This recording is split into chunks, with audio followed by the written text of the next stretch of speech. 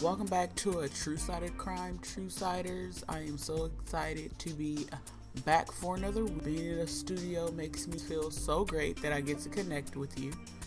If you haven't followed me on Instagram, if you haven't followed our Facebook page, our Twitter, or even our TikTok, you can find the links in the show notes. Today we're going to be talking about Brenda and Spencer, one of the first what they call current day school shooters. Brenda was born on January 29th, 1979 in San Diego, California to Wallace and Dot Spencer. Now, Brenda was the youngest of 3 children. She had an older brother and an older sister. Brenda was an animal lover. Her favorite musical artist was Alice Cooper. She seemed to be average kid. When Brenda was pretty young, her parents decided to get a divorce. I don't know exactly what year this happened, but it was before she was in high school. I do know that. The 2 older kids wanted to live with their dad, and the court didn't want to separate them, so they sent all 3 kids with the father, Wallace. They lived in a modest home in a nice area in California called San Carlo, I guess a suburb of San Diego. Brenda had a talent for photography. She was a great photographer, and she even won a Humane Society competition while she was in high school. So she was extremely talented, but she had zero interest in her other classes. Like, she literally failed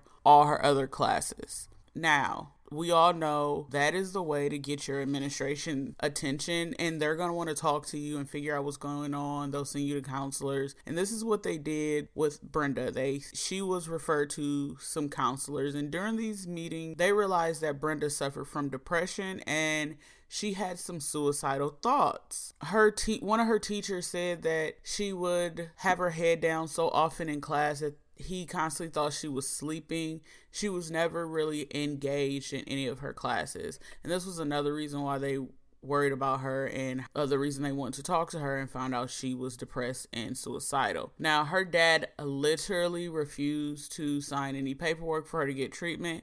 They suggested that she be sent to an institution for treatment. That's how bad her depression was. That's how serious they thought this was. And her dad maybe was one of those people that thinks that depression is fake, and he never sent her. In an interview I saw, they asked her mom, well, did you ever talk to Brenda about her feelings and her being depressed? And she literally told them she assumed her dad did. Like, so neither one of y'all gave a crap about your daughter? Because I don't give a crap if I think that the other parent is talking to my daughter about something. She'll just get talked to about it twice, because I want to make sure that it is talked about and that my child is okay. So it seems Brenda had some great parents, just A+, right? But she obviously didn't. Her depression was left untreated. She never spoke to anybody, a professional, about her suicidal thoughts. She was a teen girl, just left to her own devices and trying to cope. And Brenda would say that she did drugs, she smoked weed and took other drugs to numb the pain, because those are serious things to deal with, especially as a teenager with no one there to help you or to talk about things with. Brenda did tell classmates that she was going to do something to get herself on TV. So that also makes me think that the line that she tells later is not. We'll get to the year of 1978. Brenda is a 16-year-old girl, and when her dad asked her what she wanted for Christmas, she told him that she wanted of radio. Isn't that such like a teenage girl thing to want? I remember asking for a stereo when I was a young teen, and I couldn't wait for Christmas to get that. I wanted a 6 CD changer because it was all the rage when I was a young teenager, and I was so excited because my parents had got me one. Imagine waking up on Christmas morning thinking that you got a radio as your gift and opening it up to a 22 rifle with like 500 rounds. Imagine the disappointment and probably confusion, because that's not an effing radio. Like, I asked for one thing. Dad, you had one job, a fucking radio. Seriously. A gun wasn't completely weird for their family because her dad was a hunter. She did know how to shoot. He had taken her hunting. So that was very commonplace for them. but it's not what she wanted. That's not what she asked for. Also, why would you buy your daughter a gun when you've been told that she is suffering from suicidal thoughts and depression? That doesn't make any sense. Brenda would say that she felt like her dad wanted her to commit suicide. And that is such a sad thing for a child to feel, that their parent wants them to end their life. And I hope that wasn't his goal, but he was a shitty person, so I honestly don't know if it was or not. Some other stuff comes out later that makes me just question her dad, period, but we'll get to that later. If that's what he wanted, it's not what he got. Because on January 29th of 1979, something horrific would happen. Brenda would get up, not go to school. She'd skip school, and she would load her .22 rifle. And around 8:30 a.m., she would point that rifle out the window and begin shooting across the street at the children that were lining up at the Grover Cleveland Elementary School. Now, at first, a teacher heard shots, and she didn't think that it was real shots. She was, you know how, like, nobody initial thought is, oh, somebody's shooting. When she realized what was going on, she was literally in shock. Like, she was froze. The school principal was opening the gate for the kids to come into the playground, and he tried to help children, but he was shot and killed. His name was Bruto Rags, and he was 53 years old when his life was taken. He realized what was going on, and, he tried to get kids inside of the building. And Mike I think his name is Schuster. Sorry if I said his name wrong. He was the custodian. He was 56 years old. He was a custodian that worked at the school. He was literally pulling children to safety when Brenda shot him, and he would die. There would be those two deaths, Mike and Berto, and 8 children in total will be injured. Luckily, none of the children lost their lives. It is sad that 2 adults lost their lives, but at least none of the children lost their lives. But these 10 people are not the only people that Brenda would shoot. There's a clip of a little girl, and she has her hand in her arm bandaged up to like her mid forearm. And she's talking to a reporter, which I don't understand why you would talk to like an 8 or 9-year-old after a shooting just happened at their school. But this was the 70s, and this is something that they were not used to. They probably did not know how to handle the situation. But the little girl was talking about how she didn't realize she was shot, and she just had pain in her wrist, and she had been shot in the wrist. And they talked to this girl as an adult woman during this documentary, and she talks about how she was standing and playing on the playground, and she didn't realize what happened. And it is so sad, just like hearing her talk as a little girl and then seeing her relive this trauma, because I can't imagine how traumatizing that is for a young child. But it's just super sad. Like, because they're kids, they don't really know what's going on. Like, what kid can identify a gunshot wound, and what kid can identify the sound of shots like that? So not long after the shooting began, the police did arrive on scene, because this was a big deal. And Brenda was still calmly and slowly loading her gun and taking aim and shooting. Like, she didn't care. She would end up shooting a 28-year-old officer named Robert Robb before she stopped shooting. And literally the only reason no one else was harmed was because a cop had a smart idea to pull a dump truck in between her and the building and everything else. That way she would just shoot the dump truck. She did shoot more rounds from her rifle. There would be 36 shots taken in total that day, but thankfully only 11 people were hit. Unfortunately, 2 of those 11 people did die due to their wound. Now, in the midst of all of the shooting and the getting the kids to safety and the police trying to talk her down, a reporter did call literally, he looked in the phone book and just called all the houses in that area, and he got to Brenda, and she stopped what she was doing and answered the phone for him, which is weird. You're in the middle of just shooting at people and you're just casually answer the phone. And when asked why she was doing this, reportedly she said, "I hate Mondays.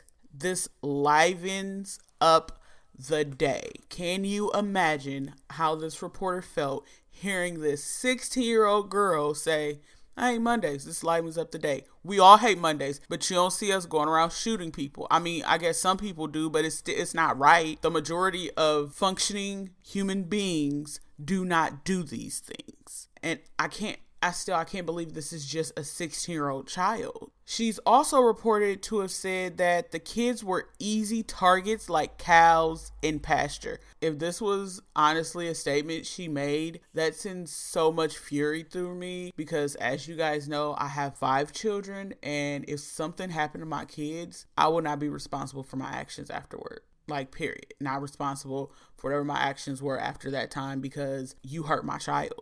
Like, what the fuck? Literally, my notes say, what the fuck?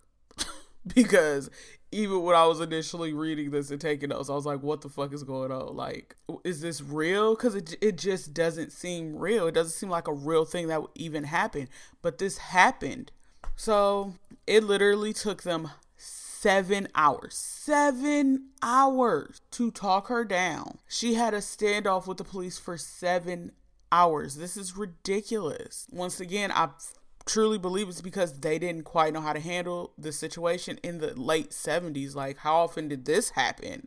I'm sure not very often, especially in like a suburban area. But get this, okay? Get this. She literally gave up because they promised her Burger King. That right there reminds me that she's 16. Like, because that's the thing a child would do. Like, oh, you're gonna give me this fast food that I want? Yeah, I'll do what you asked me to do, like for Burger King, because if that was not Burger King, no, sorry. So during the standoff, her mother is called by the police and they ask her mom about like what happened when they called her.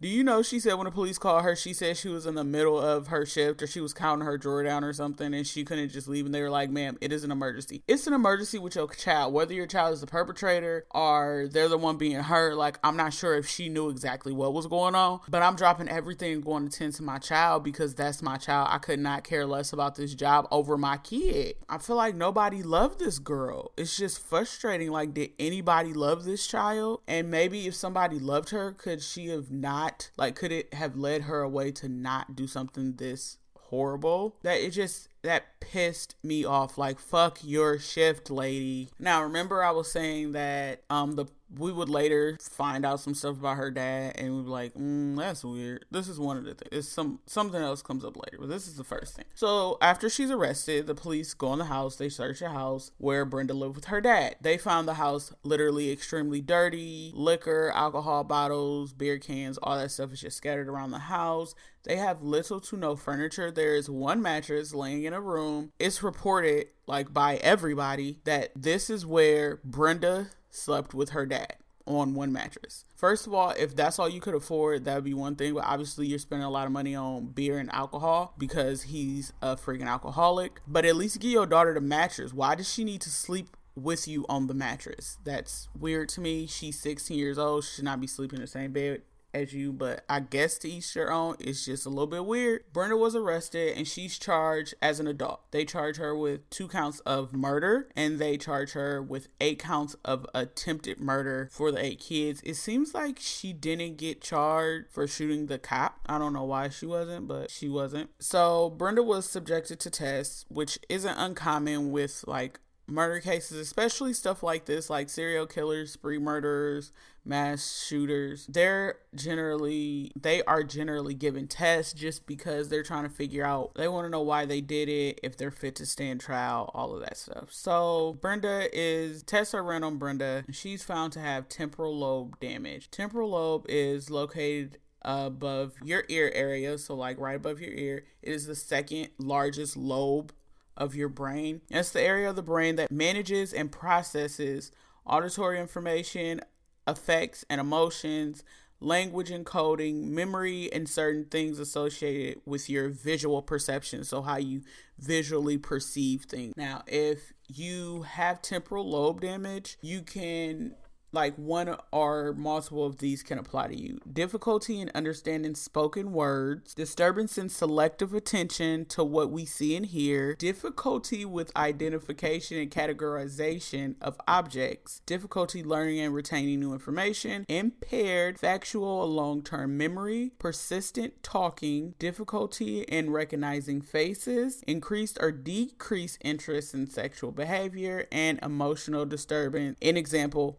aggressive behavior. Now, I couldn't find anywhere where anybody figured out why she had temporal lobe damage, like if she was in an accident, if she fell off a tree, fell off her bike, hit her head, if she had any kind of head injury. It was just found that she had temporal lobe damage. They also found that she suffered from epilepsy and depression, but we already know about the depression. It just wasn't taken seriously when she was a kid, which is always kind of a trend with these things. The mental illness that people know about is never really just taken seriously by the parents or anybody else. Now, while Brenda was being held at the juvenile center, she befriended her cellmate, which isn't unusual, I feel like. Now, after her 17-year-old cellmate was released, the cellmate and Wallace began dating. The cellmate would get pregnant and Wallace and the cellmate would get married. Now remember, this is a 17-year-old. She wasn't 17 years old at the time that they got married, but she was 17 when Wallace started dating her. Anyway, they would get married because she got pregnant, but eventually she would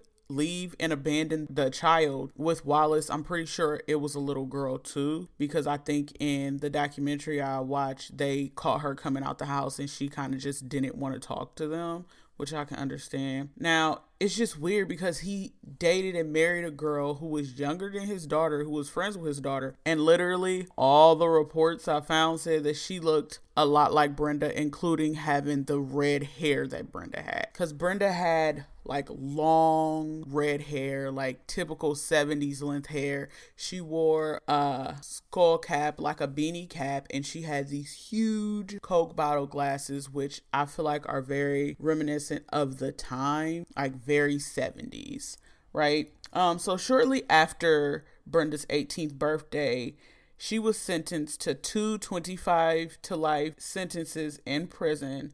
She wasn't given the death penalty, even though she was charged as an adult, because she was only 16 when she committed the murders. Brenda didn't get a trial just because she pled guilty. She said, yeah, I did it. Now, she would later say that the day of the shooting, she was drunk and high. We already know that she said she previously had been doing drugs and drinking, and I think this was her way of kind of self-medicating to get through her depression and her suicide. But there was literally nothing found in her system when they tested her blood. They didn't find any alcohol, find any drugs at all. Now, Brenda said her drug and alcohol consumption led her to become very paranoid. And due to this paranoia, she thought that there were like soldiers or SWAT type guys outside of her house trying to get in.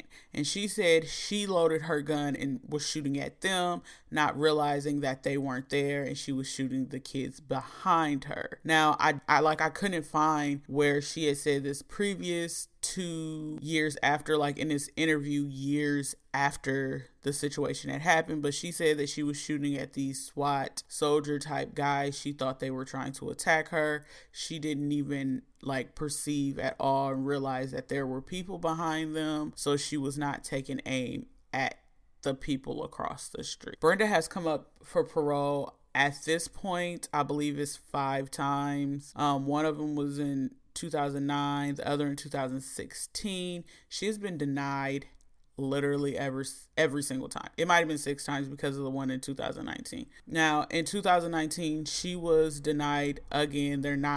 I don't think they want to let her out of prison. She might have been 16, but she killed a lot of kids. And then she made excuses for it, saying that she was on drugs when it was found in her system. Now, to bolster kind of what Brenda did say about her being on drugs, in 1984, there was a huge drug bust at her high school. So I'm sure that she actually was buying drugs at her school. It was like the biggest drug bust in that area ever. And even a teacher was arrested. They interviewed the teacher and he said he was just like selling weed and a kid got mad or something like that.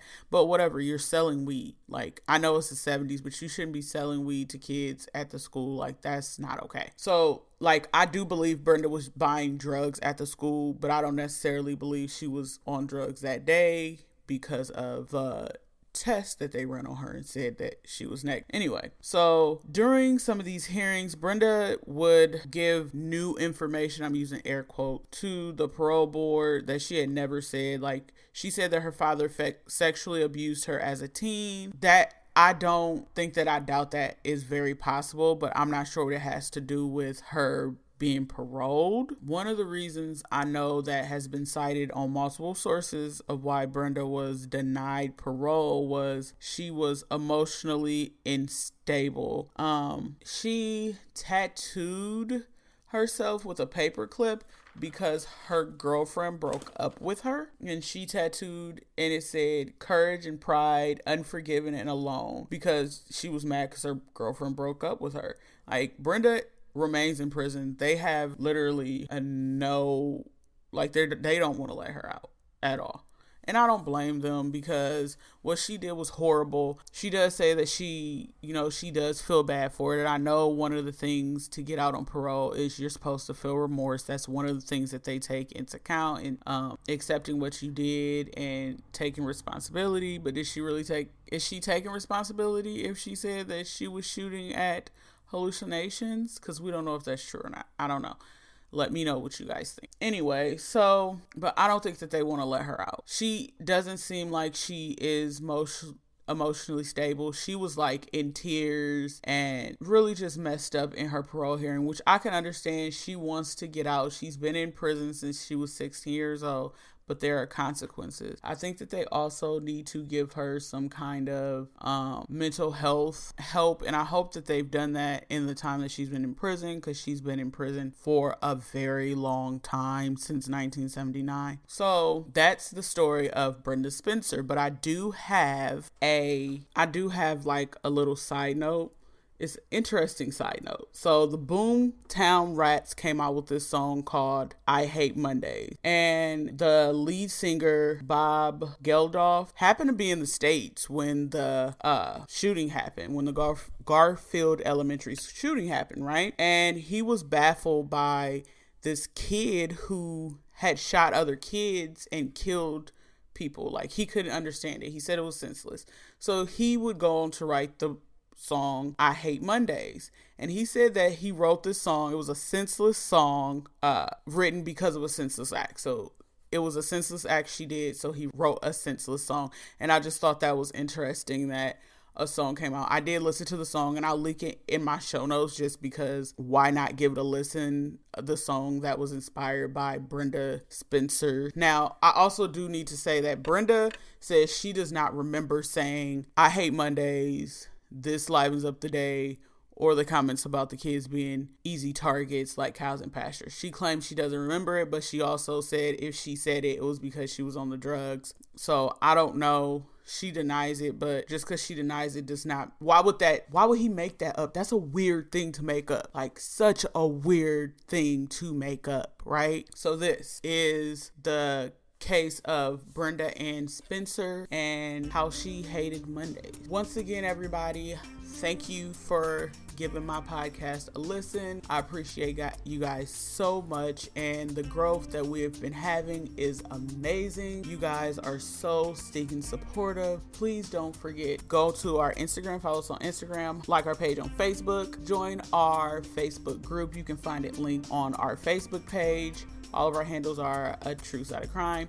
Don't forget to find us on Twitter. Actually, if you go to my Instagram, you go to my bio, you can click the link and it'll give you all the links, even to our True Side of Crime merch, also to our Buy Me a Coffee and our Patreon. I will be having a Patreon series coming up within the next couple weeks. It is Patreon exclusive, American Horror Stories versus real life cases, because as we know, American Horror Stories like to pluck the case, a lot of their information out of headlines, and they give it their own little twist. The first case we're going to cover is the Black Dahlia murders, so I'm super excited for that. So if you want to hear about that, please join our Patreon. We have multiple tiers. They are so affordable. I promise. It costs as much as your coffee from Starbucks for one day, just one of your coffees, I promise.